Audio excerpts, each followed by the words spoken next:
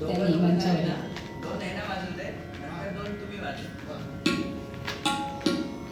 ते सादर करतात माऊलींचा अभंग आहे.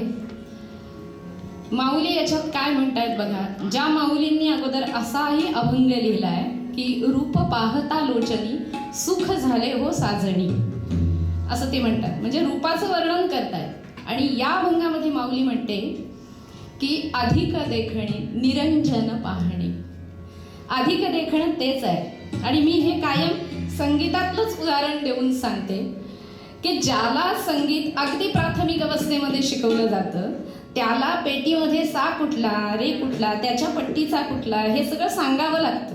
मग कोमल सर कुठले, शुद्ध कुठले हे दाखवावं लागतं. मग त्याचा रियाज करून करून करून करून कळतं. पण जो स्वयंभू आहे, ज्याला ते येत आहे उपजत, किंवा ते अधिक देखणे जे रूप आहे ते जे बघू शकतात त्यांना लगेच कळतं की स्वर काय लागला पाहिजे.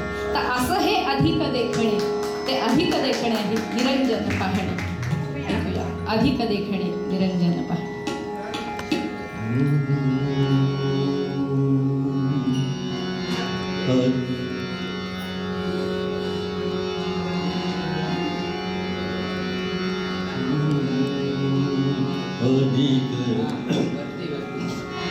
अधिक देखणे तरी निरंजन पाहणे.